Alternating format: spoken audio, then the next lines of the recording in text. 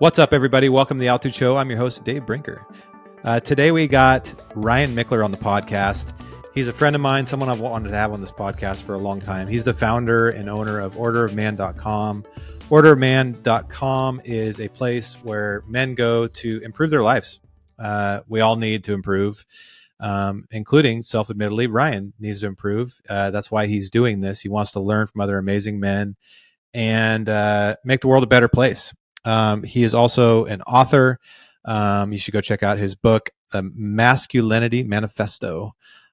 He is a really inspirational, really smart, sharp dude. Our conversation goes kind of all over the place, but it's mostly about self-improvement, men's health, all the things we all struggle with, guys, alcohol, stuff like that, relationships. I hope you enjoy it. Before you go check that out, please subscribe to our YouTube channel. I'll put the full interview on there. It's at The Altitude Show. Subscribe to that. Also, support our partners, peaksequipment.com. If you are a hunter, you should be using Peaks Equipment by now. You need trekking poles to help you pack that load better. You need a teepee, the best teepee on earth. We just launched that. Best headlamp in the hunting industry, bar none. You can use my code Altitude. It helps the show. It gives you a discount. Also, gohunt.com. Become an insider today. Before all my hunts, actually, I'm months out from the fall right now. I'm already doing research using their research tools like Filtering 2.0, odds, maps, research articles. There's so many different tools on there that are going to help you plan for your hunt better. There's also an amazing gear shop. They have just about everything a hunter needs on there. You can use my code Altitude on that as well for a discount. It also helps the show. All right. Enjoy the podcast with Ryan. And I appreciate you guys showing up and listening.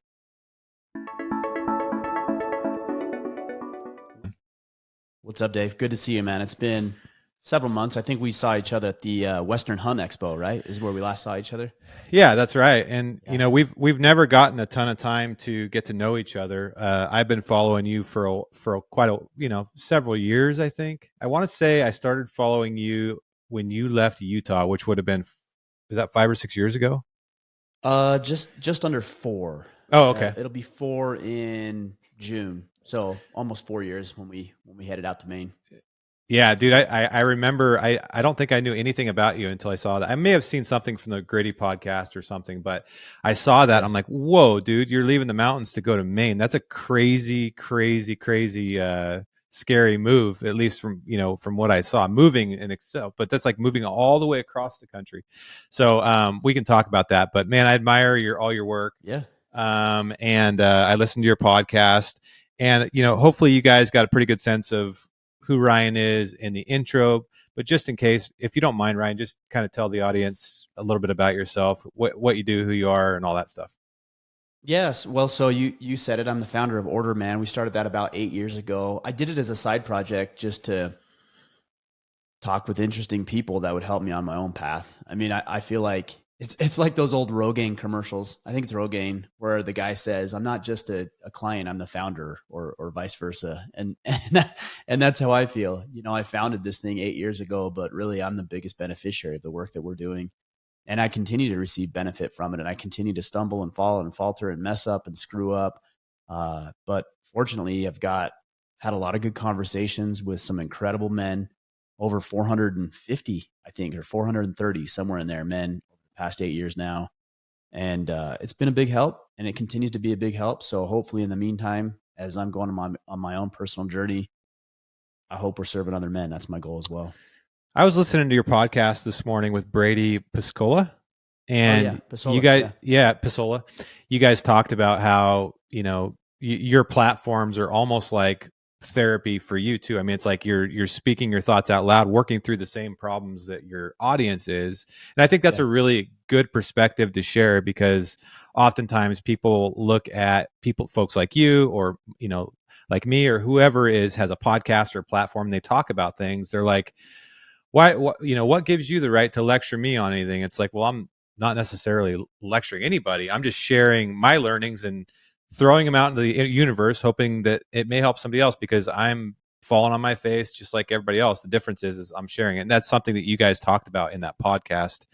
I Yeah, I think, hope I'm not lecturing anybody. I mean, that's yeah, certainly not my intent. I can see, it's hard when you have some element of success not to sit on your high horse to some degree and think that you have it all figured out or begin lecturing and preaching from the pulpit to other people. I hope I've never come across like that. I certainly haven't meant to portray myself as somebody who is the epitome of masculinity and has it all figured out. Uh, yeah, it is. It is for me. Like when I say, "Hey, we should do this as men," or men should be strong. Just as an right. example, it's like, well, that's a reminder to me. Like I should be strong. I should not sleep in. I should not be lazy. I should go to the gym. I should do the work that I'm committed to doing. And those are reminders for me just as much as anybody else. Yeah. Yeah, absolutely. What was the main goal with starting Order Man, or sort of what led you to start that? Like I said, my goal was to talk with incredible men, men who were successful in different facets of life, and figure out what they did so I could do it myself. That's it. Yeah. I wish I could tell you I had some other more noble goal of having this worldwide audience and saving Mhm. millions of men. Like that just wasn't my goal when I started. It was I just want to talk with incredible guys, have them give me some coaching that I don't have to pay for, and in return, I'll share those conversations with my non-existent audience at the time. I figured that was the only way I could convince these guys to talk with me. How did that So look, feel starting something like that in the beginning when you have, I mean, there's starting something like that, and I know from personal experience is really scary and crazy. Like you're like, I'm talking into the microphone, but also I know that barely anybody's listening, but I have to act like a lot of people are listening, and it takes forever to grow it. Like, how did you deal with that? I didn't do it for anybody else, so it didn't That's matter. good. Like I was doing it. I was doing it for myself. I honestly, like I just wanted to have conversations with successful men in different areas of life. And so I Yeah. wasn't too wrapped up in who was listening or who was not listening or what audience was I receiving or what attention I was or was not getting. It just wasn't an issue for me. I wanted to have good conversations with successful men and apply the lessons in my life. So I didn't have any sort of weird expectations about I need to reach, 10,000 people by this and 100,000 and then a million and then 10 million and then 100 million, which fortunately we have now, but it wasn't how I started. So that wasn't a big pressure for me to perform when we didn't have a lot of guys tuning in. So you are a veteran, based on what I read, and you served in Iraq. Is that correct? Yeah, I did in 2005 and 2006. I was in Ramadi, Iraq. And even before that, on your website, I was doing some reading. You speak a little bit about your childhood and how you didn't have great male role models in your life. Obviously, that has something to do with your life mission now, and via Order of Man. If my assumptions are correct. Yeah, that's correct. The beautiful thing about the challenges that we deal with on a daily basis, or maybe even when we were younger, like my situation, is that we can use that as fuel and a catalyst for our own personal growth and for the growth of other people who might be experiencing the same thing. So when I grew up without a permanent father figure in my home, and not only not in my home, just really not in my life in any sort of aspect, I didn't realize that there was a different way. We only know what we know, but as I grew and matured and saw other boys with their fathers and learning these things, I recognized there was a huge deficiency. And I certainly lacked a lot of that and missed out a lot on that when I was younger. And so I don't want other people to experience that. I don't want other fathers to experience it. I don't want other sons to experience or daughters. And so I'm trying to do my best, although I fall short in so many ways. Do my best to ensure that doesn't happen and isn't Hmm. unnecessary, and everybody can grow in health. And look, here's the interesting thing: even for young men and young women who have stable father figures in their lives, people will say, "Well, I grew up with a single mother, and so see, like it can work." I'm not saying it can't work. I'm just saying it's not ideal, and Right. given the ideal set of circumstance, and kudos to any single mother who raises their children on her own. My mother did. My dad wasn't around. Other stepfathers came into my life. They weren't present at all. Certainly when after divorce and separation, I'm not saying a woman can't do it. I'm saying in an ideal setting, men would be capable, men would be present, men would be involved. And That's what I want. That's what I want for my own family, and that's certainly what I want for anybody else who might be listening. Yeah, it seems like there's certain traditional gender roles and all that, and we can talk about that. But for sure, it's very difficult to argue that it's not the ideal situation to have a two-parent household with a father and a figure and a mother figure. I mean, and they both provide tremendous value. I have three kids of my own.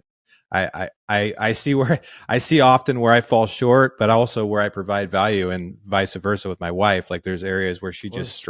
she strives and I suck, right? And Yeah. hopefully my kids are benefiting from seeing that. What do you think the most common things or problems that you've heard from other men that are caused from households that where the father is missing or just incoherent or abusive, or what are the common things that come out of that? And then we can talk about what you've seen in terms of things that work to help men work through that.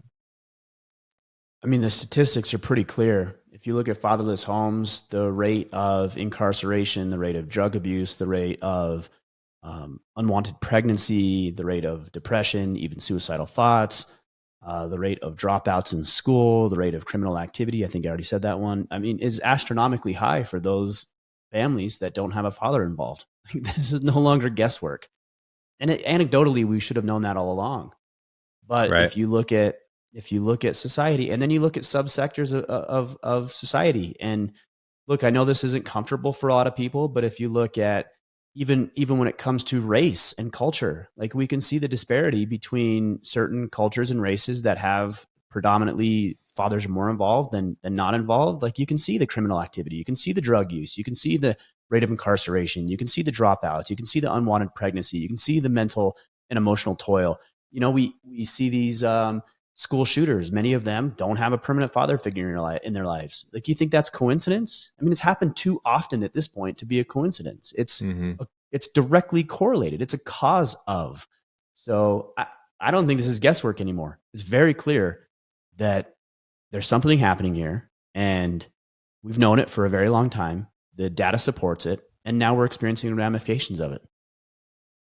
So when these men that have some of these issues seek you out, and you have something called like the is it the Iron Council? And forgive me if I'm wrong on Yeah. any of this. Yeah, that's what it is. Yeah. But basically, you have programs in place where men can sort of join your movement and help each other, help themselves to improve their lives. What are the most common themes you see? Is it substance abuse? Is it, what Yeah. are the common themes that you see when they're coming into your programs? Yeah. So, well, one thing you said is when these men come in with these issues, look, we all have issues. I have Right. issues. Every man that comes into what we're doing has an issue. We all do. So it's not really about coming in. And I think this is where we differentiate ourselves. A lot of these men's type movements have one central figurehead who pretends he has everything figured out and you're supposed to follow his path directly.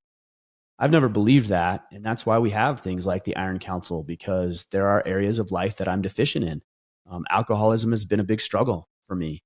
And I can't tell you that I have that completely figured out. Those are temptations that happen every single day that I fight against and work against, because I'm trying to show up powerfully for people and for my family, and for people who tune into what we're doing.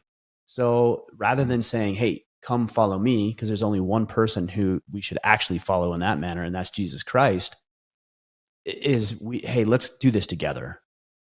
And if we're using that spiritual element, it's like, come follow Jesus. And then the rest of us are disciples, right? We're all working Mm. together, holding each other accountable, working together collectively to shore each other's weaknesses up, to keep us motivated, to give each other a kick in the pants when we need it. So to answer your question, yeah, substance abuse is a big issue. Relationship struggles is a big issue.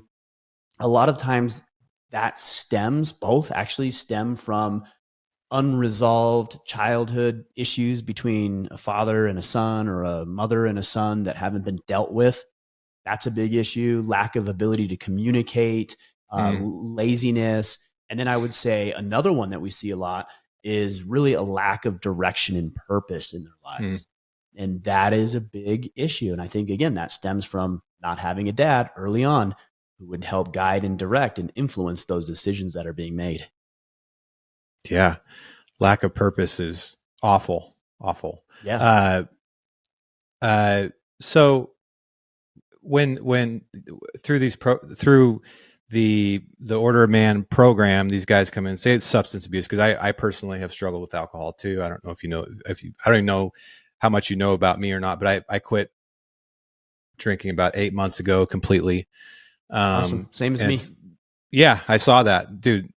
Props to you, because I mean, Likewise. it's like you said, it's a daily, and I didn't consider myself, I'm not like a drunk or anything, but I definitely like to drink, and I I was a definitely drunk. really. I mean, we got to be honest. Like, and I'm not saying you have to be. I don't know your situation, but I me, used to be honestly, 20 years ago. I I was a was a drunk. drunk. Yeah. I was a drunk man. I would get drunk every day. I'd be most of the day, if not, I was hungover or passed out. I would sit in my truck, ridiculous stuff. I don't even like talking about it, but it has to be talked about. I would sit in my truck and drink a half pint of Fireball in the morning, before I got started for the day. It was horrible, really, really bad, really, really quickly. And it did really horrible things to me and the people around me. So, yeah, I don't like talking about it, but let's call it for what it is. And it's horrible. Yeah, it's nasty shit. But props to you for talking about it. So if I'm a man that's on the verge of joining Order of Man movement, and I want to work on myself, what are the things that usually get people started on? Like the first thing that questions you may ask them, or just say, "Hey, welcome to the group. Let's all improve each other." What are the Yeah. general first steps?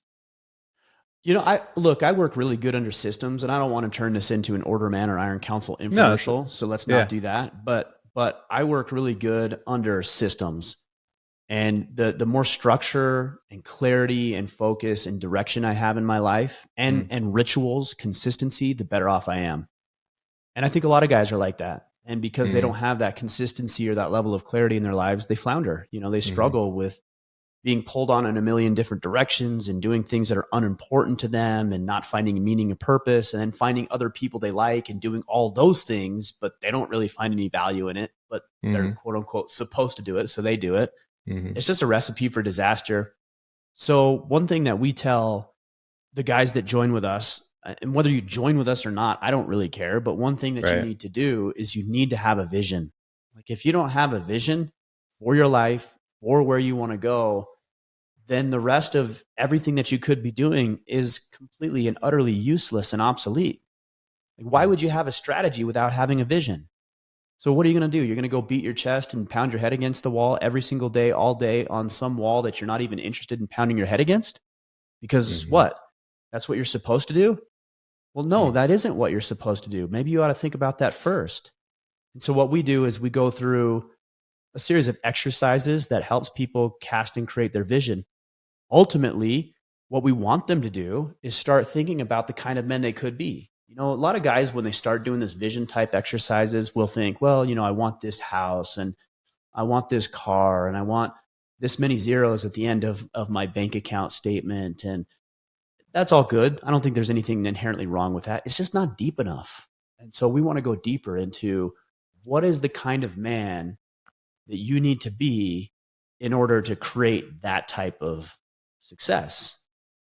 So we ask prompting questions that help men determine how they're going to show up today.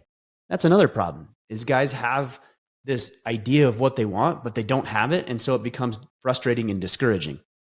Well, what if instead Right. of thinking about what you could have but don't yet have, you started thinking about who you could be that will create that? And then guess what? I can wake up in the morning and I could go work out this morning and I could work on my fitness. And now I'm being the type of man that I want to be, who will inevitably produce the results that I desire. Yeah. So that's been very powerful, is moving away from the wants and the desires, although that's a good starting point, to who you want to be, how you want to show up, how you want to be viewed. Not that that's really totally important, but it gives you an outside perspective in the way you need to show up. These are all very, very powerful exercises that go well beyond wealth and prosperity and Yeah. stuff and possessions.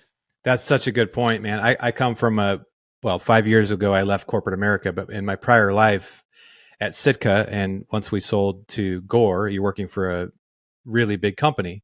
And what happens when you work for really big companies is you're constantly you're in a perpetual state of building plans. You build plan after plan after plan after PowerPoint after PowerPoint after strategy after, I mean, it's just PowerPoint hell.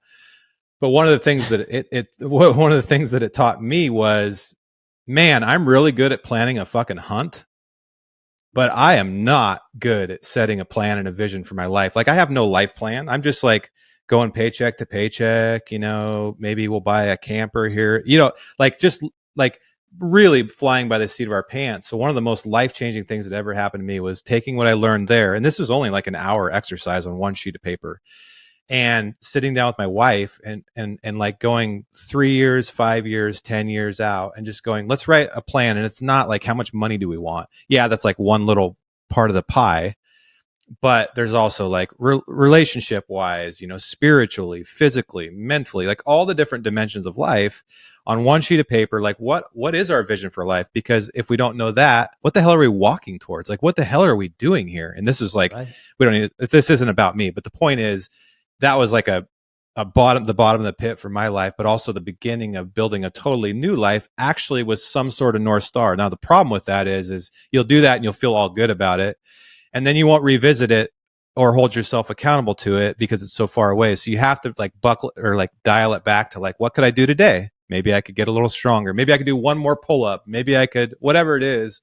But I agree with you. And I think men fall into this. Like my crowd, Ryan, as you know, I have a lot of hunters that follow me. Yeah. And like I said, they're damn good at, they know for the next 5 years what their tag odds are and like how big of a bull they're going to hunt and all this stuff. But they would not be able to tell me for even a second what their vision is for their life at home. Like, yeah. I'm like, dude, why don't you take those skills and move them over into your life, dude? Write it on a piece of paper, bro. Like, you can talk tag odds for, hours with me and all the visions and strategies you have. But anyways, I think maybe it's just a consistent thread in men, maybe. Yeah. And you said something pretty telling. You said, maybe I could do one more pull up. Maybe I can do one more push up. No, I call BS on that. Like, this maybe I should do something that may move me towards my goal or not is not enough. It's just not good enough. We hear that all the time in the self-development space. Be 1% better. Do one more pull up. Wake up 5 minutes earlier than you did. Bullshit. Like, maybe, but is that what's actually going to move you towards your goal? If you want to run a marathon, for example, because you have a deep, meaningful purpose to that, maybe your dad and you always wanted to run a marathon, but he died and you never got to do it together. And so you're like, you're going to go run it for him. Okay, that's more compelling, right? And so do pull-ups align with that? Probably not. But does going on a trail run this afternoon align? Right. Yeah, absolutely. And unless you can clearly pin and fixate your actions with a vision or a purpose, you don't know whether it's meaningless or not. Like, I don't want guys to do pull-ups for the sake of pull-ups. Right. That isn't the point of life. I want you to do a pull-up because it's leading you towards something meaningful and significant.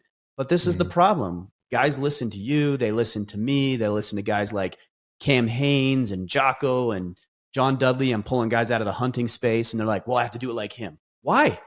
Like, right. Is your goal to be like Cam? Mine's not.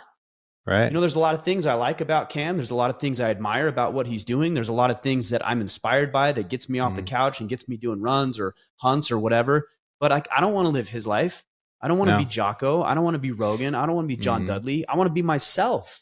And so some of that is going to apply to my life and others are not. But I'm not going to measure myself or my progress or my success based on somebody else's objectives. Because the odds are those guys really haven't spent a lot of time thinking about it either.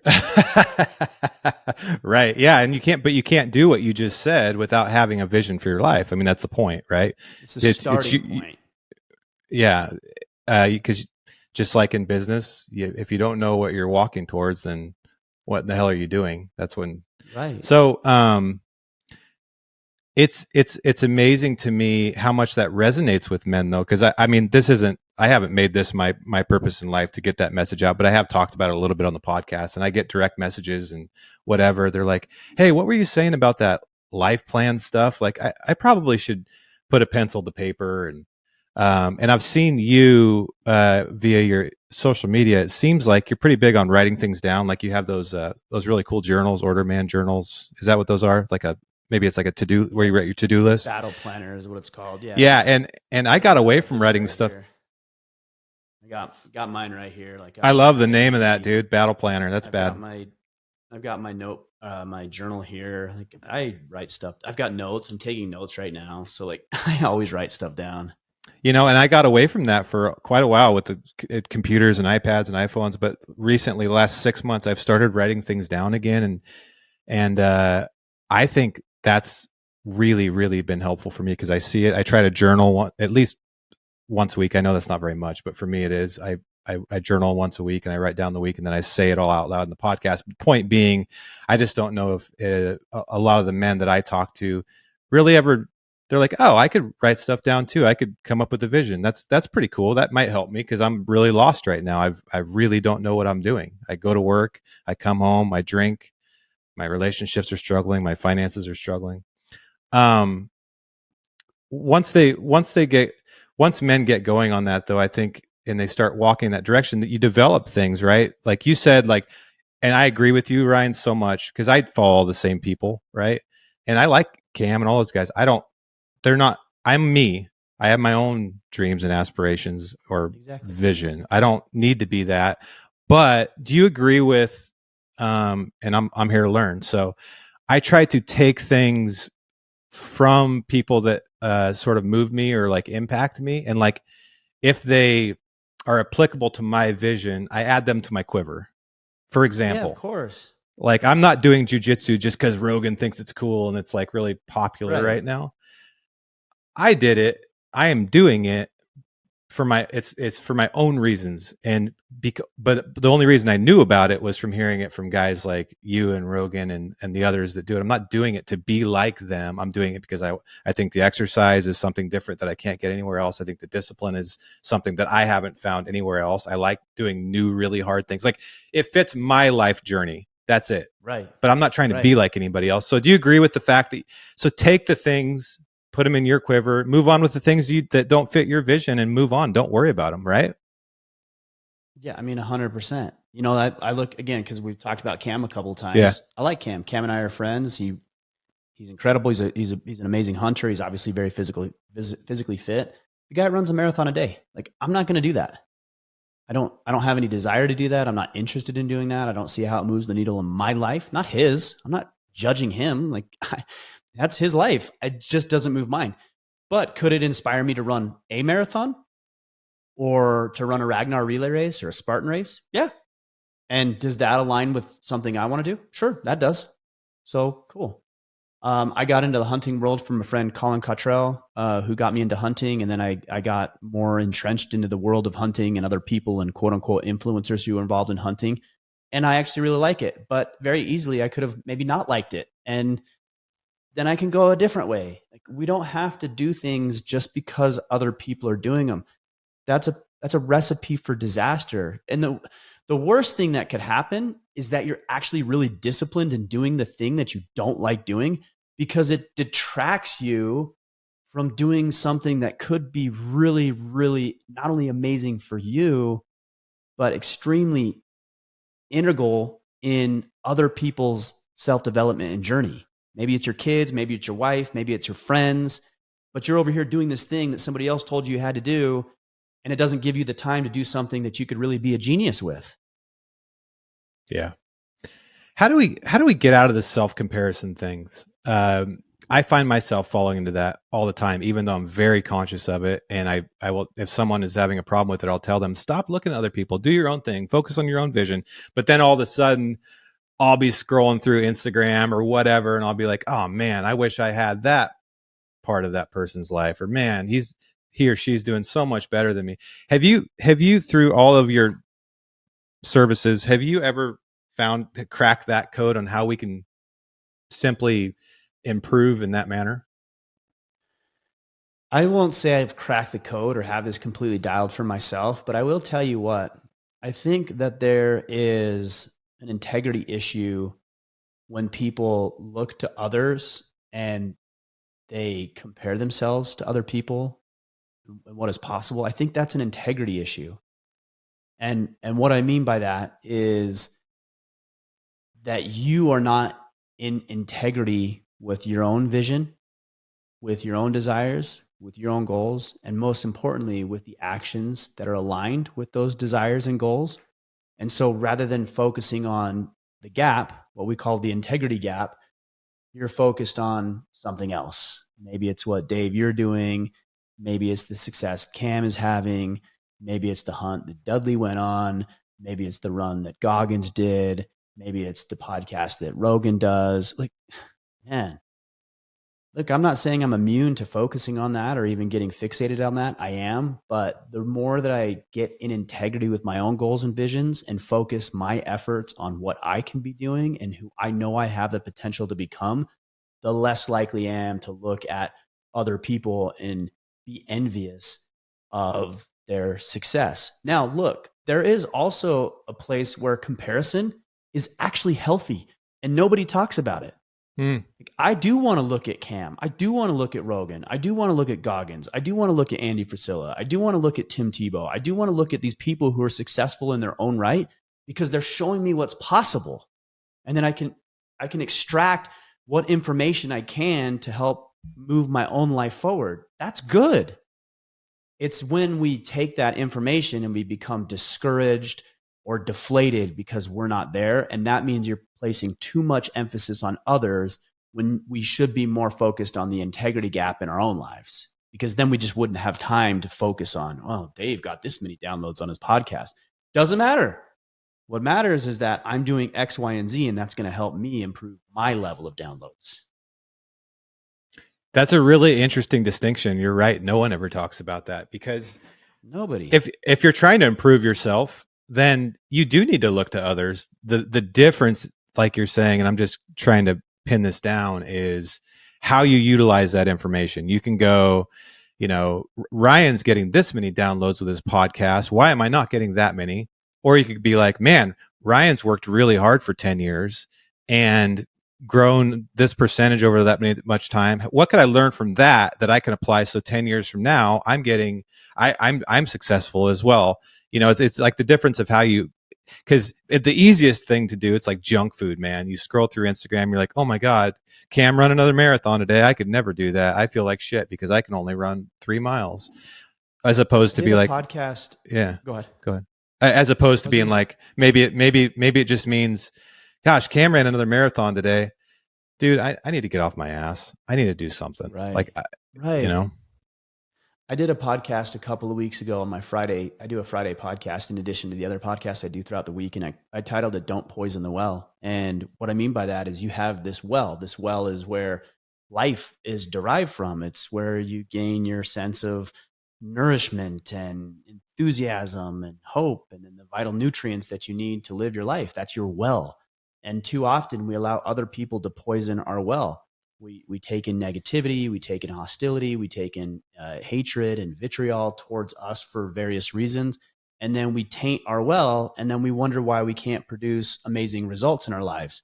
And it's important that we look at it this way in the context of influencers, because there are people who influence us, but they can influence us in different ways. Number one is they can inspire us. So you take a guy like Cam, and if you watch what he does and you see what he does and you're like, man, he ran a marathon. I could do that. I should try that. That's inspiration. That's healthy. But if you look at it like, oh, that guy's an asshole. And, he could only do that because, he doesn't have my job. Right. Or if he had my health conditions, but that guy, he's an idiot. He's just trying to grandstand. You're poisoning your well. You're allowing everything to be tainted. So what do you do in that case? You cut it off. If there's poison being dripped into the water source that I was living off of, I wouldn't say this is okay in moderation. I would completely cut it off. I would scrub it. I would purge it from my life. And so if there's people that you're following on Instagram, it doesn't matter how many followers they have or how influential they are or how cool they are or who talks about them. If that person is deflating to you for any reason, stop it, cut it off.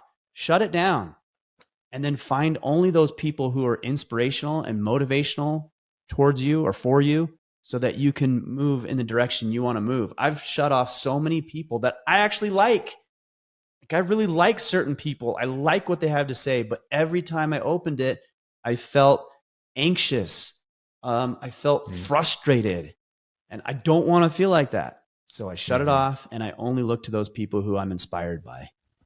And I don't need to explain that to anybody. I don't need to tell you why I should or should not follow somebody. People say that all the time. Oh, you should follow Ryan. You should follow Dave. You should follow Cam. You should follow Rogan. Okay, follow and see if it's inspirational to you. If it's not, so what? Shut it off. Find something better for yourself. I have a lot of friends that have shut it all off, and they're perfectly happy people. So probably happier, actually. Yeah, I'm envious sometimes. One of the things my wife and I debate about pretty frequently, because some of the things I post make her uncomfortable, not from the sense of they're bad or good or whatever. They'll make her say to me, and it's good because I'll listen. She'll be like, "Hey, I saw your post today, and I'm worried that you're going to make someone feel bad about themselves," or something like that. I'm just giving like a generalized example. And the debate we get in will be, I'll be like, well, maybe I see where you're coming from. That's for sure a probability. But my question back to you is it like, is that necessarily a bad thing? Let's say it's about exercise or whatever, or I went through a suicidal phase talking about really dark shit, like suicidal thoughts and depression and stuff like that.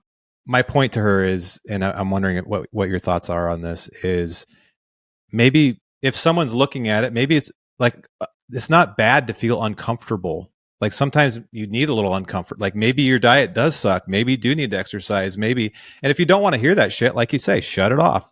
But if you do want to hear it and it still makes you feel uncomfortable, maybe it's just something to think about. I don't know. What are your thoughts on that? My thought is the way people interpret your messaging is not the only factor. And there are a lot of people online who are loudmouths and obnoxious who don't even take that into consideration because it gets clicks, it gets views, it gets the eyeballs. I don't think it's necessarily being a good person. I think the way that people feel should be a factor, but I don't think we should place too much weight on it to the point where we wouldn't share what we're experiencing or what we're feeling or the truth about the situation or our perception of it. We should always share that. But if there are people that you're trying to reach, then the way that we communicate is actually pretty important. And somebody actually, like if you take two men and both are really struggling with their weight, let's say their fitness goals, their diet, their weight, exercise, discipline, all this sort of thing. You can take both guys and you could say, you're a fat piece of shit to one of them, and he would be fired up and he would go bust his ass to prove you wrong. Yeah. And to the other guy, you could say, hey, look, man, I know you've been through a lot and I know you've struggled and I know this has been hard for you and you've had an uphill battle, but I believe in you so much so that I'm going to walk you through this and I'm going to call you every morning and make sure your diet was good and then you got your ass into the gym today because I love you and I care about you. And that could be what that guy needs to motivate him and inspire him. The hard part on social media is you can't really decipher. There's no nuance there. You just have to put your message out and hopefully you'll attract the people who are inspired by what you have to share. So I'm good with that. But when you start to get these types of people closer to you in your inner circle, then I think it's our responsibility as men and leaders and those who want to serve to figure out how is that guy going to receive this message. And the best question I heard with regards to this is, what does he need to hear from me? And it might be, I need to kick your ass, and it might be, I need to hold your hand. But I should be more consumed with those people who are in my circle, more consumed with what do they need to hear in order for me to help serve them on their path. And you can't do that on social media because you're talking to tens, if not hundreds of thousands of people at a time. So in that case, I say, share what you want to share in the way that you want to share it. I would try to be more empathetic. I'm trying to be personally more empathetic because there's just not a whole lot of that on social media anymore. And it's just better for me, actually, when I'm more caring, more empathetic, more understanding, affording more grace. It just brings a little bit more peace to my soul, regardless of how the other people feel about it. Yeah. But that's the problem, though, Ryan, that I don't know, maybe it's not a problem, but just in processing this, one of the things I appreciate about you specifically is and I, I appreciate your sort of how what I would describe as sort of just no bullshit, no nonsense. Tell me how it is. Rip the Band-Aid off. And it definitely has high risk of offending somebody, maybe even me. I don't know. I haven't listened to everything you've ever said, but as a like for me, I appreciate sometimes I need to be a little offended or uncomfortable. I just feel like my thoughts are not going to be challenged, or my actions are not going to be challenged unless that happens. I agree with you though. When you have the chance to have the nuance with individual conversations or in person or whatever, definitely, like if you're a human that wants to operate in the world, you have to learn how to deal with different personality types. And if your goal is to serve and to help them improve, then you will also be able to put your ego aside and deliver the message in different ways to get the job done, right? But Well, you also need to know what you stand for. So if I know what I stand for, a great example of that is against transgenderism. If I know I stand against that because I think it's dangerous, destructive, not only to society at large, but to millions and millions of children who are being indoctrinated with this bullcrap, then I can talk about that in a very compelling and powerful way because I'm not consumed or concerned with what other people think. I don't care. I don't care if you agree with me. I don't care if you disagree with me. I'm so convicted. I'm so firm in this belief that it doesn't matter. Your reception to that does not sway me one way or the other, positive or negative. This is what I believe, and here's what I'm going to share. But that said, why are we sharing that? Like, am I sharing my stance on transgenderism, for example, to be mean spirited, to be vindictive, to be nasty, to get clicks? Is that why I'm doing it? Or am I doing it because I really care about children who are affected by it? Do I really care about my community? Do I care about my own kids who might be exposed to it? Do I actually do I even have a level of empathy for somebody who might feel like they're confused about what sex they are? I can share it powerfully, compelling, but I think the motive matters. And all too often, I see so many people on social media doing it because they're going to get attention, not because they actually care about the issue in a meaningful way. that's a good point. Good. Yeah, great point. Sometimes it's hard to decipher if they actually mean it or if they're just doing it to get clicks. I freaking struggle with that sometimes, man. Even people that I like, and that I listen to all the time, the Ben Shapiro's, the Candace Owens, the whoever's like that I respect and love and listen to all the time. Sometimes they'll say something. I'll be like, "Did you? I mean, I know you do mean that, but also, are you just saying that to because that is the reality of YouTube and social media. It's like Of the course. the the more controversial, the more the views, right? And the more the money. Well, So that's so. here's the interesting thing about communication. Most people believe that with communication, it's kind of a 50-50 thing. You know, I've got to communicate in an effective way and you've got to listen in an effective way. And if I'm the receiver of the message, then part of the responsibility is on you to communicate it effectively. And if I'm the giver of the information, then part of the responsibility is that you receive it the right way. I actually don't agree with that. I think communication is 100-100. I have 100% responsibility for the way that I communicate a message in a way that I think will land most effectively for you. I could completely miss the mark.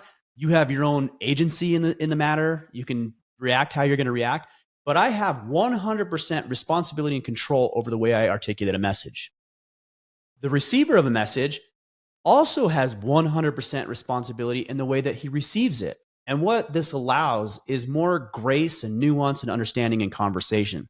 So if you say something to me and I'm immediately upset and offended by it, you didn't offend me. I chose to take offense. If I'm a little bit more responsible in my reception of that message, I might say, you know, Dave's a real asshole the way he communicated that, but I see where he's coming from. And there's actually some truth to be extracted from that. Imagine what that would do for conversation. Or if I'm sharing a message and I don't believe in something that you're doing and I come at you hard and I make personal accusations, and I attempt to make you feel horrible about yourself, maybe there's a better way for me to communicate a message that would land a little more effectively for you so that you could actually improve your life. Like, imagine if everybody who's delivering a message thought about that, and imagine if everybody who's receiving a message thought about that. Imagine the grace and the nuance and the discussion and the dialogue that would take place if we just took responsibility for giving a message and took responsibility for receiving it correctly too. Yeah, incredibly difficult to do, but totally valid. Of course. When I struggle with that, I think about like if my wife and I are in a disagreement, right? It's very hard, especially if there's personal insults thrown in there in the mix. Even if you're like, yeah, I fucked up, I forgot to take the garbage out or whatever the stupid thing is, right? But it's like, yeah, I agree with that. But those personal attacks trigger that response in whether it's your ego or whatever your defense system. And it's like, she may be right, but I'm not going to let her know that. And I'm going to go right back at her because I'm offended, as opposed to being like, you know what? Let's separate the two issues. You're correct. I forgot to take the garbage out. I take that. I own that. I can do better. And this is a stupid example, but my point is it's very difficult. But I see this in really great communicators. Like when I watch Jordan Peterson talk to Sam Harris, for example, like they don't agree on several big issues, right? But and their debates are uncomfortable. Like you're like, dude, this is intense, and this is like I can't even think at that level, but I kind of can follow along. And but one of the things that I notice is they don't really take anything personally. They have the conversation, they exchange thoughts, they think through each other's thoughts, and they still might walk away in disagreement. But there was never a moment of like where I thought it was going to go to blows or even remotely close to that. And I just think that takes a level of maturity and like communication professionalism. I don't even know what it would be called to do that, where most of us struggle with having the maturity. Maybe it's not even maturity, the skills to do that, or maybe we don't put the effort in. I don't know. I think maturity is a good word. Don Miguel Ruiz wrote a book called The Four Agreements and also The Fifth Agreement. And one of them is don't take anything personally, even if it's personal. Because if I come to you and I say, hey, I use this as an example. I don't really believe this, although I've used this as an example. And I say to you, Dave, you're an asshole. That's personal. Like I'm personally attacking you. You can take that personally, or you can think, you know what? Maybe Ryan's having a bad day. Maybe he's drunk. Maybe he just got in a car accident. Maybe he just got off the phone with his accountant and he has to pay more in taxes than he should, that's true. And so I'm in the same boat, bud. Yeah. So it's personal, but is it? Is it really? Because maybe I'm just projecting onto you something about my own personal life. So yeah, I think if we just choose not to take anything personal, even if it's personal, but that's not to say that you can't defend yourself either. So let's talk about, you talked about the relationship with your wife or conversations. And look, full disclosure, I've been going through a horrible time over the past 8 months. Alcoholism. My wife and I are actually going through a divorce, what's almost finalized now. I don't know if you knew that, but it's dark, man. It's a really hard time right now. And I can't speak from experience that I've always done this or that I know exactly what to do, but I can tell you what I wish I would have done. And there's moments where we would have discussions or disagreements or maybe even arguments. And I think it's okay to stand up for yourself. So if you get in that situation, it's like, hey, look, what you're saying, I don't like hearing it. It's uncomfortable, but I think you're right. But that said, I really don't like you using personal insults to communicate the message. So I agree to some degree with what you're saying, but I'm not going to allow you to speak to me like that. But the rest of it, let's address that. Yeah. I think that's a healthy way to establish boundaries, to let people know where you stand, to let them know what you will and won't tolerate. But also it doesn't shut down discussion. It keeps the discussion rolling, but it keeps it within a set of parameters that works for you and the other party. Mm-hmm. Yeah. and I try to practice that. It's taken a lot of counseling to get there. I feel like we're getting closer, but it's really hard to do. The place where I have failed the most in this, Ryan, is especially in my 30s. I'm 42 now. I'm getting a lot better at conflict resolution and having uncomfortable conversations. In my 30s, in the corporate world, where you're wading through political bullshit every day and backstabbing and ladder climbing and all the things that happen in office walls. I struggled with exactly what we're talking about. Number one, addressing conflict head on, but even when I did, not parsing the two. Like oftentimes people will lump the personal attacks and then the problem, and then I would just swallow it and eat it and move on, and I would just get rolled over. To your point, like since I've started setting those boundaries, it's like don't personally attack me. Like that's not tolerated. If we can't talk like adults, I'm walking out of here until we can. B, you're right. I fucked up. I will work on that next time. That this will not happen again. Like you'd be amazed. It's uncomfortable to call people out like that, but you'd be amazed how most people go, "Oh, okay, yeah, no, sorry, I didn't mean to personally attack you. I'm just kind of pissed off right now." You're not even calling people out. That creates confrontation. You're just defending yourself. You're saying this is the way I will be treated, and I won't tolerate anything outside of this guideline that I have for myself. I'm not calling you out. You can do what you want, but if you want to communicate with me, this is where we operate, not outside of it. Mm-hmm. Mm-hmm. You know, there's things about the head on, you know, and I'm not going to get into too much of the specifics here, but I've had a couple conversations with my wife about ex-wife about some things that with regards to the children. And again, I'm not going to get specific, but both her and I have misstepped. Very innocuous things, and nothing significant, but we've made missteps in this new thing, this new dynamic we're dealing with. And I think normally she would have allowed some of my missteps to fester, and I would have allowed her missteps to fester. And instead, in the last week, we've had two actually really healthy, productive conversations where she stood up for herself and communicated herself clearly and articulately. And I was like, oh, got it. I didn't realize. Okay, that's good. And yesterday, I shared something with her that needed to be addressed. I wasn't mad. I wasn't angry. I was just trying to get some clarification. We had a really productive, healthy conversation about it. And now she's clear and I'm clear, and there was a misunderstanding, and it's like, no big deal. But if we just let it fester and we don't address it, then we hold resentment. Then it builds up. And then next time something really small could happen and you blow it up into this huge deal that isn't really a big deal, all because of something that happened a year ago that you didn't address correctly.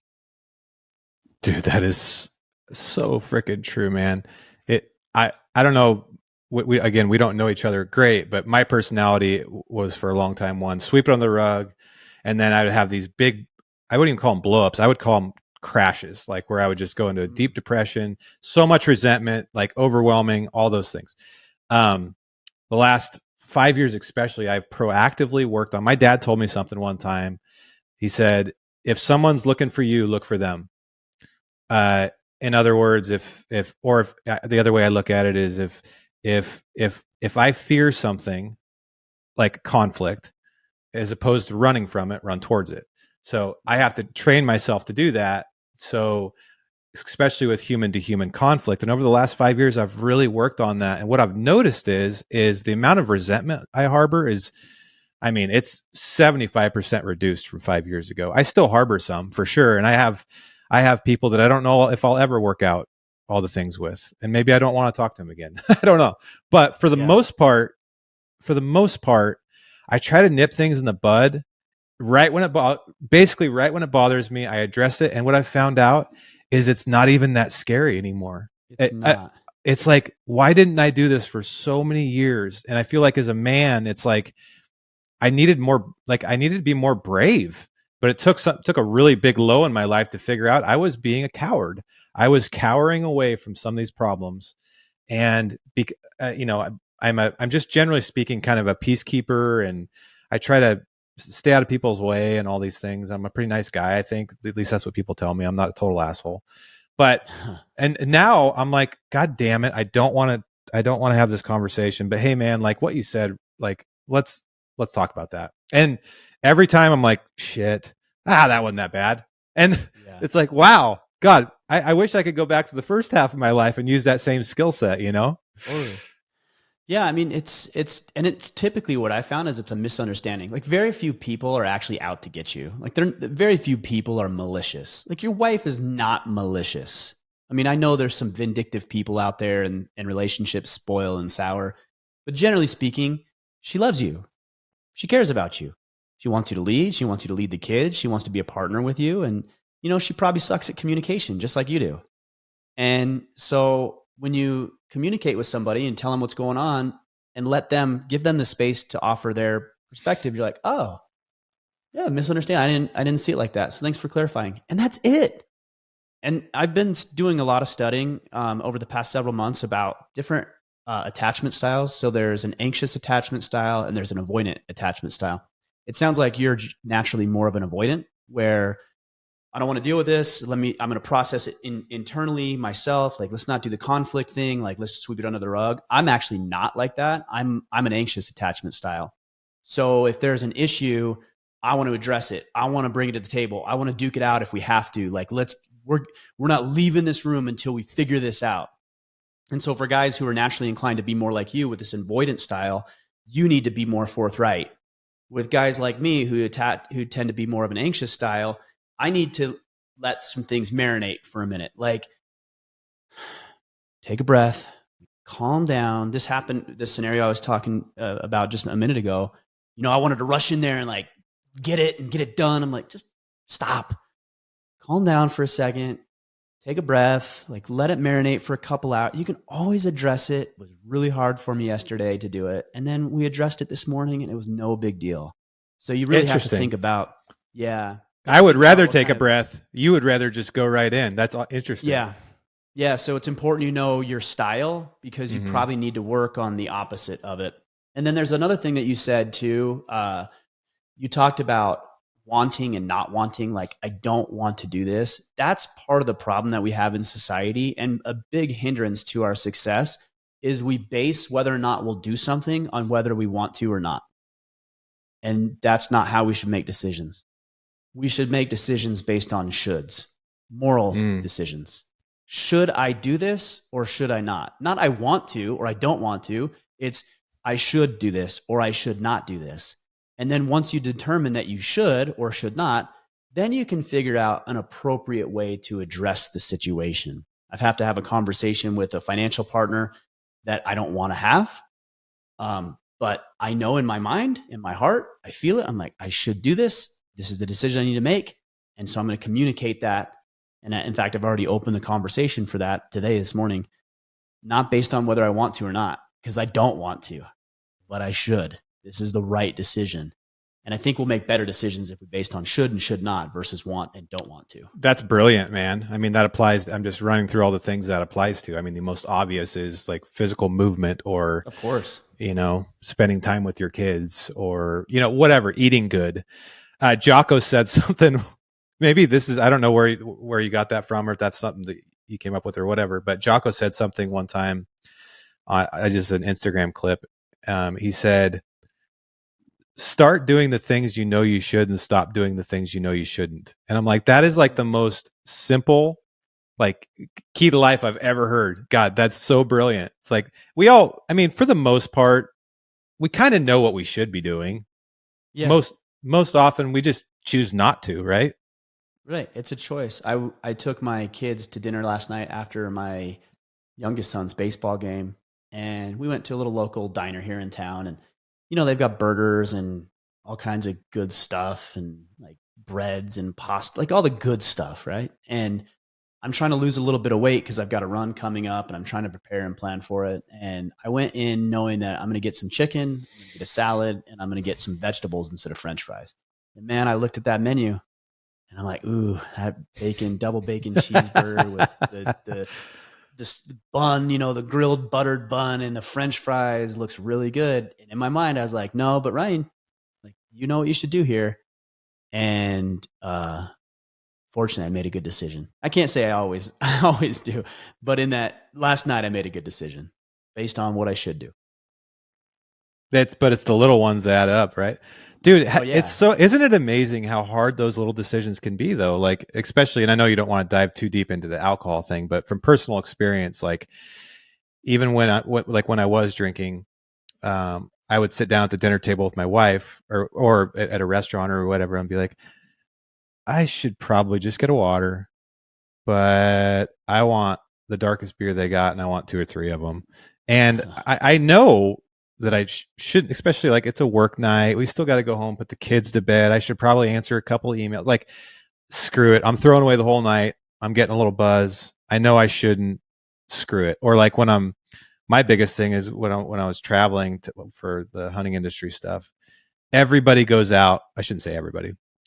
It's pretty popular to go out till 2, 3, 4, 5 in the morning every night before, and then you go to the show the next day, and then you just do the same thing the next. I did that for years. I did that for years, years, and every single time I'm like, there's something inside of me that felt I shouldn't be doing this. I'm going to do it anyway, even though I know it's like absolutely nothing good is going to come out of it, and I'm going to feel like shit tomorrow, and I'm never going to want to do it again, and then I'm going to do it again tomorrow night. So like, what in the hell am I doing? But I just kept doing it.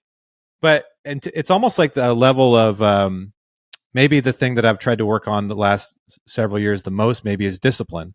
It takes discipline to not do what you shouldn't be doing, because oftentimes maybe there's no immediate consequences. Maybe no one's watching but yourself. Maybe, do you know what I'm saying? Like it takes a level of discipline to say, no, guys, sorry, I'm hitting the rack 9:00. I know. Yeah, call me a party pooper, call me whatever you want, but guess who's going to feel good tomorrow? Me. Yeah. Well, and I think to bring this full circle, this goes back to your vision too, right? Like if you're clear about what you want, then you can make better decisions. That's it. If you know where you're going and what your objective is, then you can make better decisions and you can exercise that discipline just a little bit more. But if you don't know, then having a drink and staying out till 5 a.m., that's not an issue because there's no reason why you should or should not do that. So it's very important that you start with the vision and the purpose and direction, and then you judge all your decisions and use that as a litmus test for whether or not you do it or not. Yeah. And alcohol specifically is one of those things. I get a lot of message on it because I've been very open about my stuff as well. And there's a lot of men out there that are listening right now that struggle with that. And not even struggle with it. It's just so ingrained in our culture. We don't even realize it. Everywhere we look, everything we do, every part of our lives, there's some sort of influence from that. And I think if you have that clear vision, I probably can guarantee that alcohol has nothing to do with it if it's a healthy vision that you've structured, or that it won't help you get there. So it helps make those decisions. Yeah, I mean, the only reason we drink is because it feels good for a little bit. Like, we know that. If there wasn't some benefit to it, we wouldn't do it. So we feel good for a little bit, but we know it's going to wear off and you're going to have another drink. So it feels good for a minute. You can escape, for a little bit. Another one I hear is, oh, well, it's a good social lubricant, right? I'm more fun or more relaxed. Okay.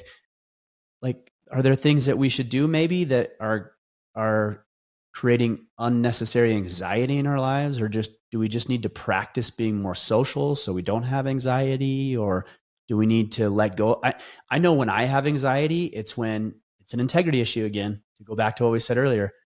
I'm usually really anxious when my day was unproductive because I spent most of my day dinking around rather than doing the work I should have been doing.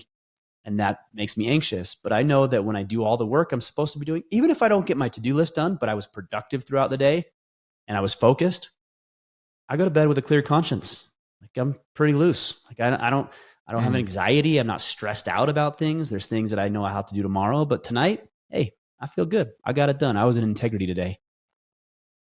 When you said that earlier, I didn't connect the dots. It may be because I haven't had my coffee this morning, or just maybe it took me a little bit. But the way you just said it makes a lot more sense to me. That does make sense, because I've struggled with anxiety my entire life, and part of it's there's multiple factors. But when we were talking about comparing yourself and feeling insecure and all those things, that totally makes sense to me, man. Because when you feel the worst, when you see something, maybe it's like, hey, Cameron, if you're listening to this, dude, we're not I love you, but it's just a good example because everybody we focused on Cam today. Yeah, it's really not like I really like Cam. I think there's many positive things, but it's just a good example. He knows how we're saying we're saying it in the right way. We're not nobody's beating up on Cam here at all. Of course. Yeah, but like if I look at you, Cam, and you're running again, and I feel like shit, and it's part of my mission to get in better shape.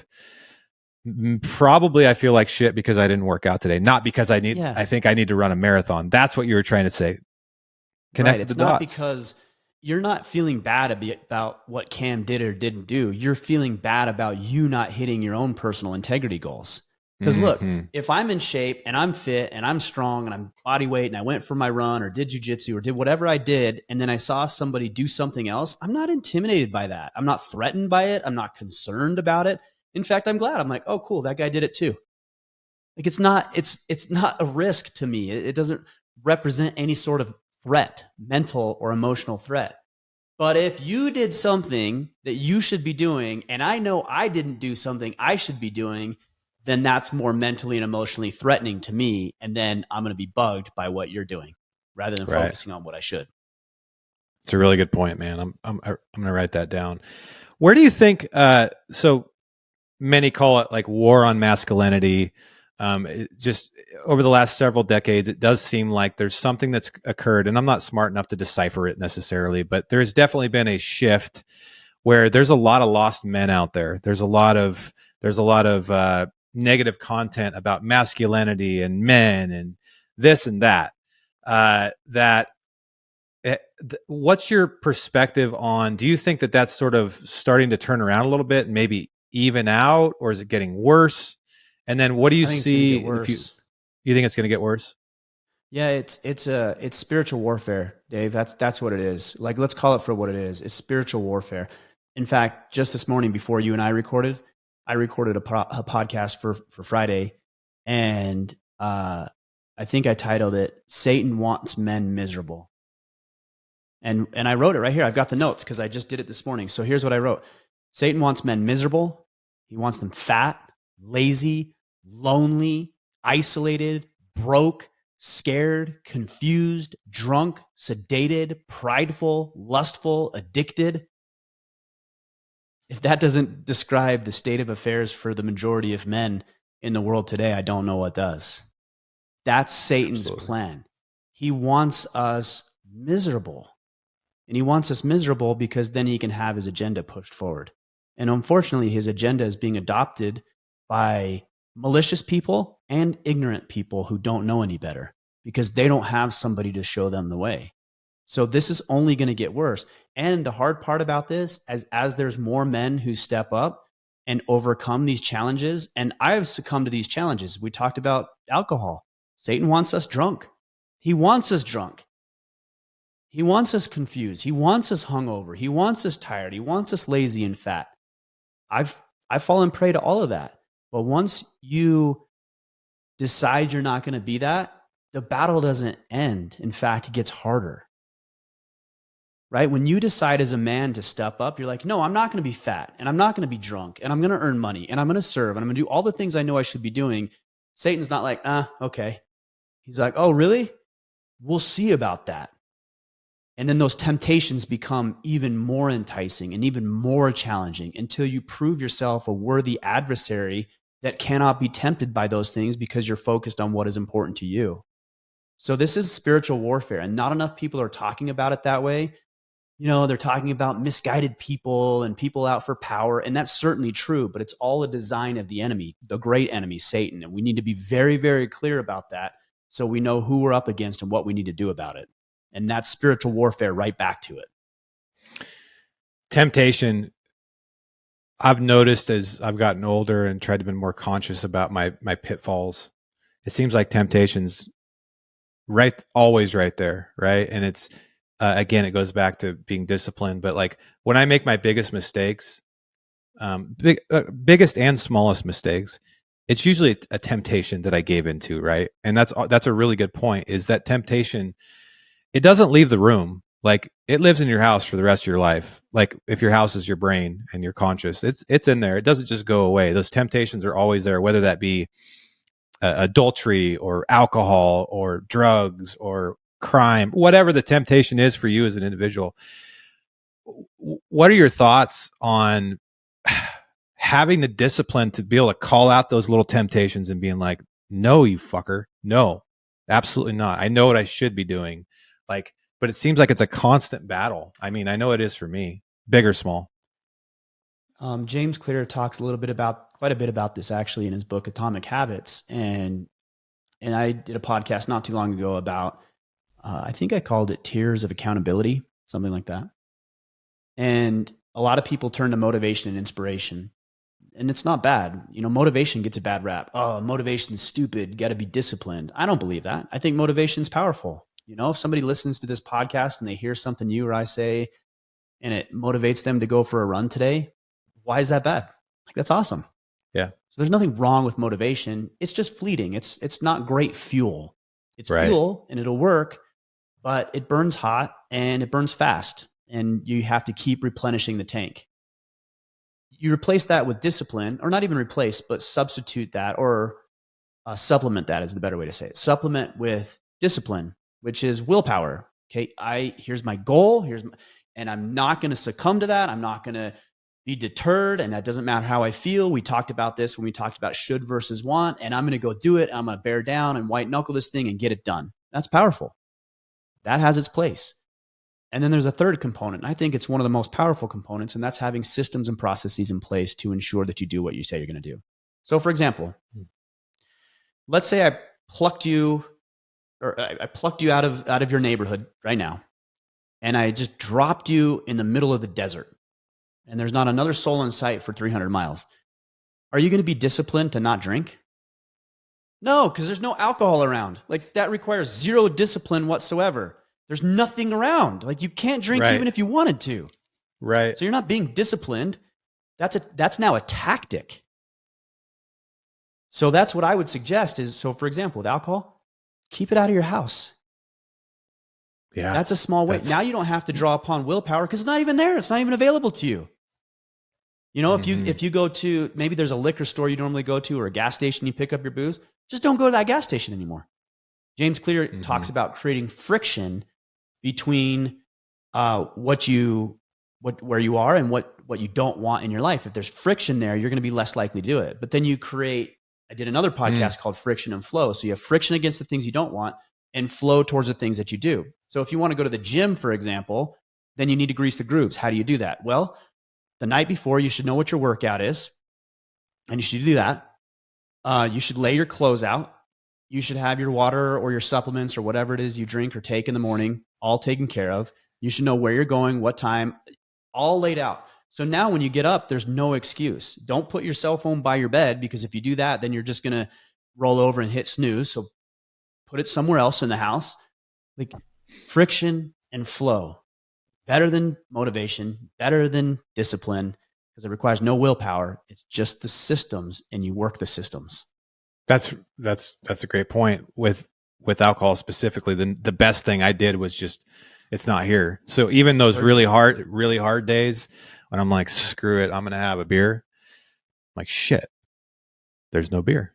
And so when people reach out to me, they're like, "What? How did you start?" I'm like, "Well, get it the hell out of your house." That would be a great way to start, because then you don't have a choice unless you like go to the store. That's another problem to deal with. But or if it's maybe there's other situations that are tempting for you. Well, don't put yourself in those situations. That would be a great way to start, which is also really hard to do, because it's a temptation to put yourself in the situation of temptation. So it's like this, you can follow it all the way back. But to your point, that's a really good point. Friction and flow.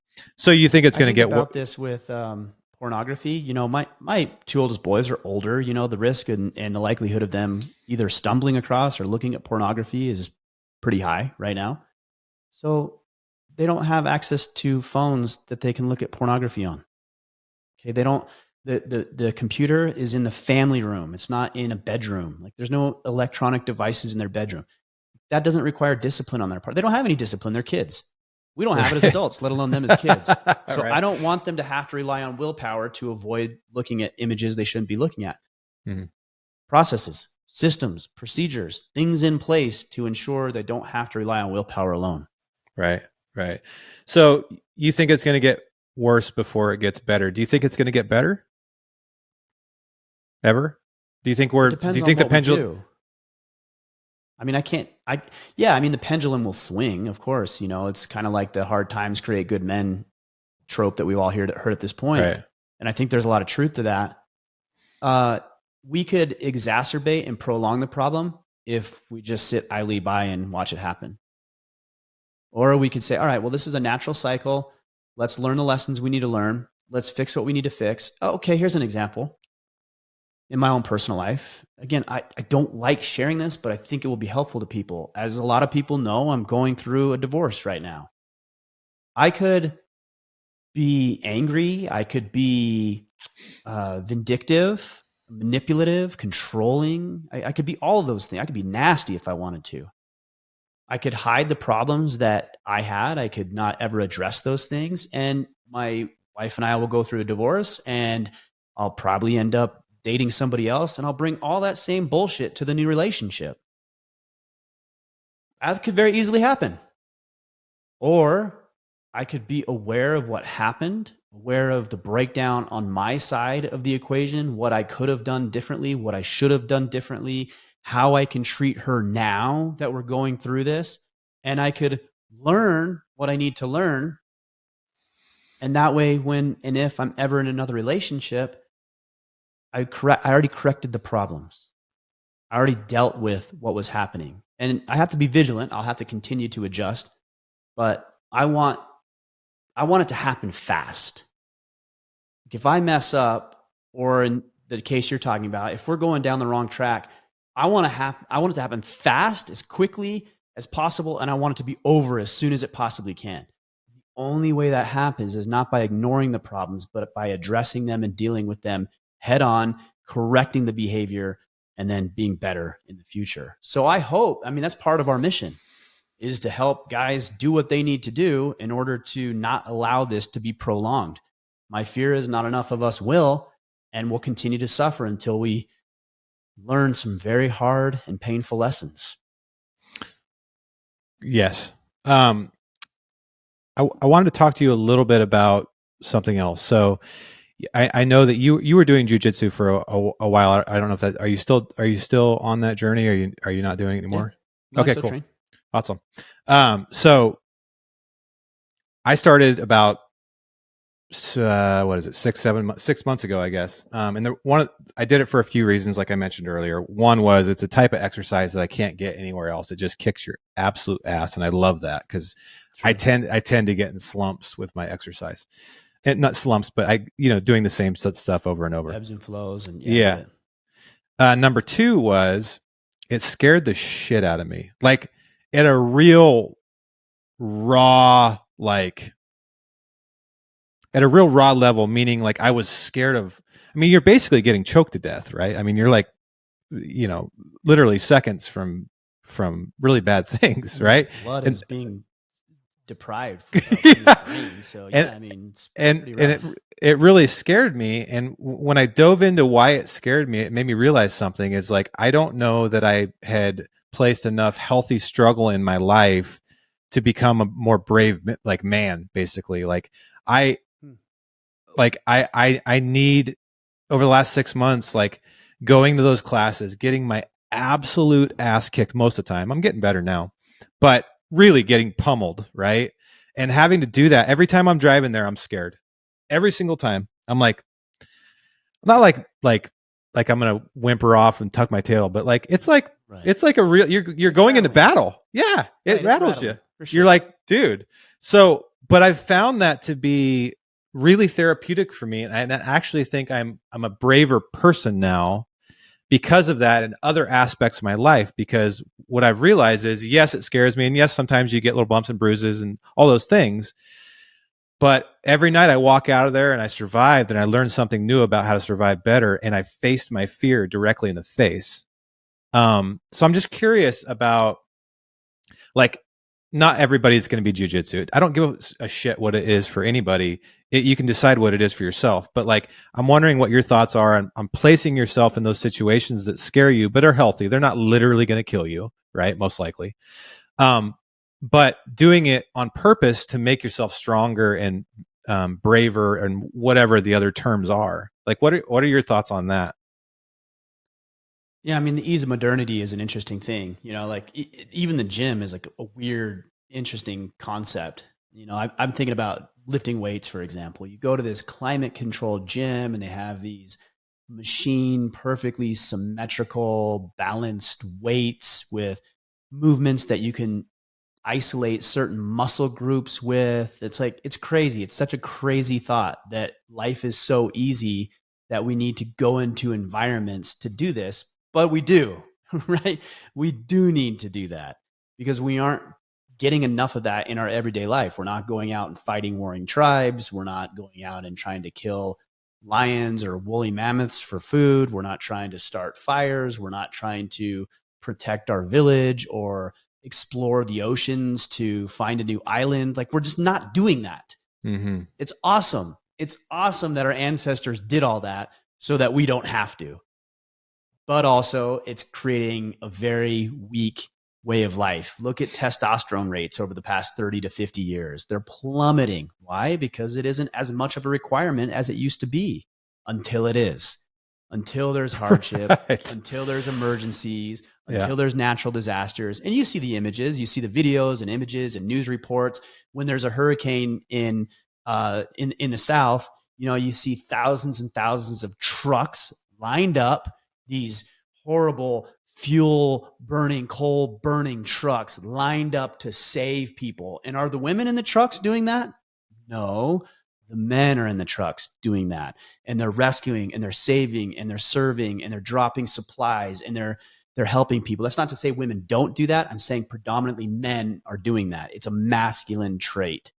So unless you're placing yourself in challenging positions, because look, let's talk about jujitsu. What are the odds of you having to defend yourself from being choked on the streets? It's pretty low. They're pretty low, right? Yeah. So is that what we're really training for? No, we're not. I mean, it's good to be more capable.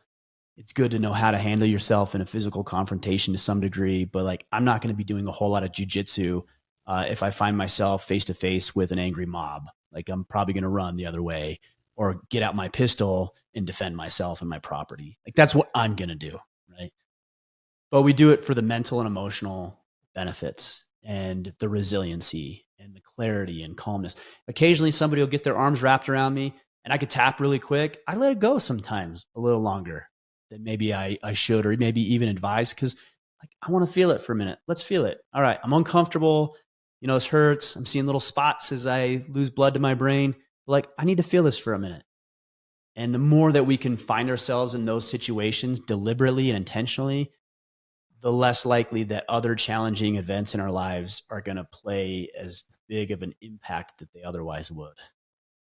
I think that's absolutely true. And it's hard to communicate it in a way that people understand unless you just do it. Like, I also think it, like, I don't think about it a lot just because I've been doing it my whole life, but like Western hunting, mountain hunting, you know, every year I put myself into these potentially terrible situations, but that I'm highly prepared for. But I'm making the choice to go out there and do these really, really hard things, and most of the time unsuccessfully, just statistically. But I get something out of that, and I just think I was talking to Dr. Hillary Lampers, a friend of mine, recently, and she specializes in hormones with men, and just men's health, actually. Anyways, we were talking about, she said, men need battle. They need a fight. And that doesn't mean you need to go out and get in a fist fight at the bar. But that means that you need that place to, I don't know, like you said, that natural instinct. We used to be at war all the time, or hunting, or building a camp, or like you said, finding islands on fucking ships.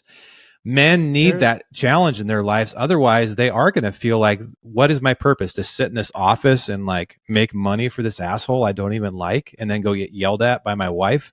Like, that's my purpose? Because if that's it, then I feel like shit about myself. Like, you see them like, do you agree with yeah. that? Like, we need a battle. We need a fight. And maybe that's why I like jujitsu. Hell, I don't know. So John Eldridge, he wrote a book called Wild at Heart. A lot of guys are probably familiar with that. And if you're not, you should be. It's a great book. But one of the quotes that I like most from that book is, deep in his heart, every man longs for a battle to fight, an adventure to live, and a beauty to rescue. Wow. And there's another question that he poses in the book. And he says that women are generally asking themselves, I can't remember if he uses the word beauty or lovely. Am I beautiful or am I lovely? That's what women are primarily asking themselves. And it's not just physical beauty, it's internal beauty. And that's why we see, like, with the feminist movement, it's ugly, it's gross. It manifests itself physically as well. It's not a lovely thing. But true women they want to be lovely. They want to support, they want to nurture, they want to offer. Like, it's beautiful. But men are asking themselves, do I have what it takes? Do I have what it takes? And most of us don't know because we've never been confronted with anything challenging. So why is it that my 7-year-old boys on the baseball team, even though we don't keep score at their age because they're still learning the game, and that's a whole other conversation, we talk about that later. Why is it that those boys know that we don't keep score, but at the end of every game, they ask who won? Because they want to know, did I have what it took?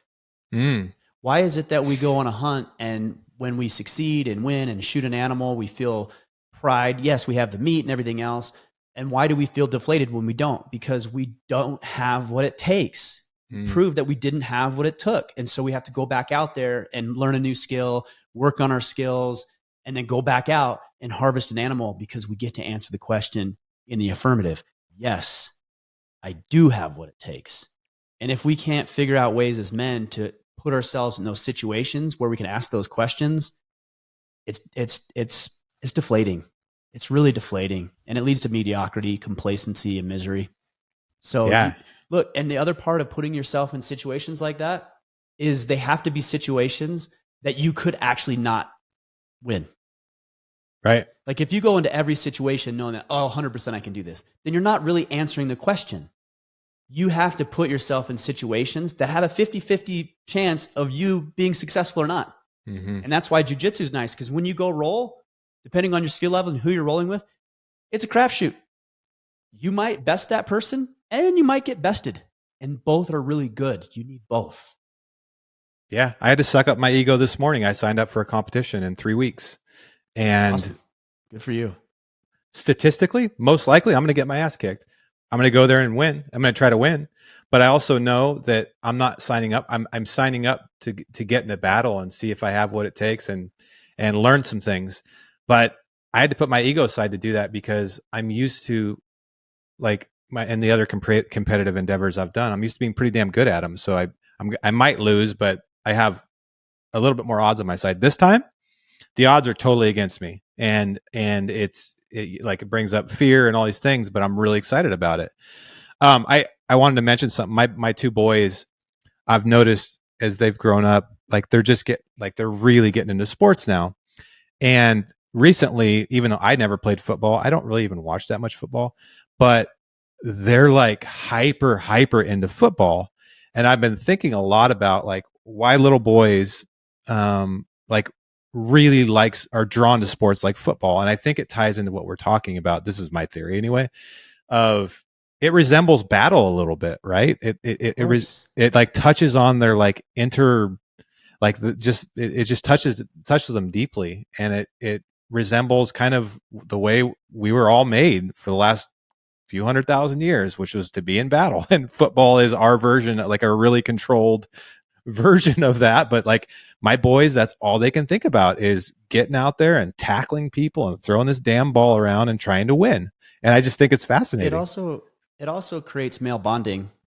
True. That's something a lot of people aren't talking about. If you think about women, generally women bond face to face, meaning they're looking at each other and they're talking and they're learning from each other and they're supporting each other. It's done face to face. Think about even in little girls, what do? Tea parties, right? Or play with Barbies. My little girl, she plays with her Barbies. And what does she do? She situates them at the table where the Barbies are sitting, looking at each other, communicating, talking face to face, or she does a tea party and I'm supposed to go in there and sit down at her table and we look at each other face to face and we talk. That's how women bond. Men bond shoulder to shoulder. So we're actively working on fighting for a common cause or against a common enemy.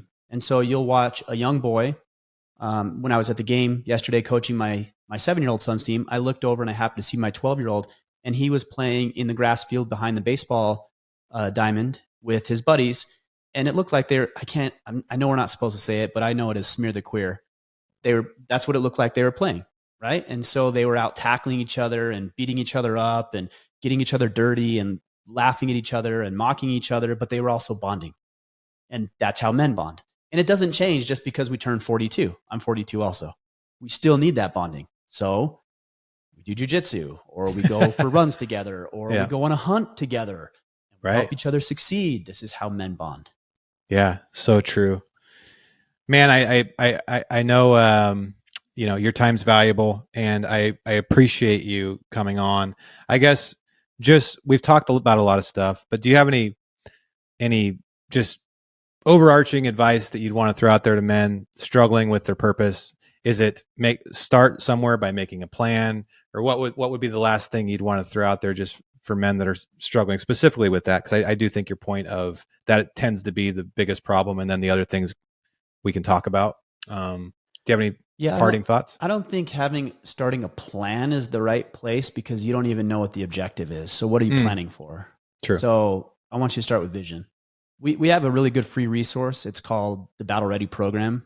So if you go to orderman.com/battle ready, it's, like I said, it's free. It's 17 emails that you'll get over 30 days.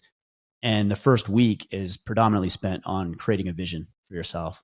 So that'll help you realize where you want to start, what's important to you, what your purpose is, what you're moving towards. And it's not a one and done type deal. You're going to have to constantly evaluate this thing and adapt as necessary.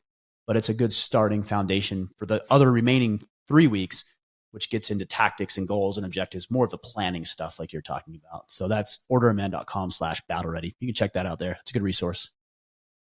Well, I appreciate you coming on, man. It's a true pleasure. And hopefully next time we run into each other in person, we can have a coffee and continue the conversation, and definitely do this again as well. Awesome. Let's do it, man. Looking forward to it. I appreciate the opportunity. I appreciate everybody listening today. Make sure you go out there and support our partners, and go check out orderofman.com. And hey, we'll see you this Friday for another Elevation Journal. Appreciate you guys. Thank you.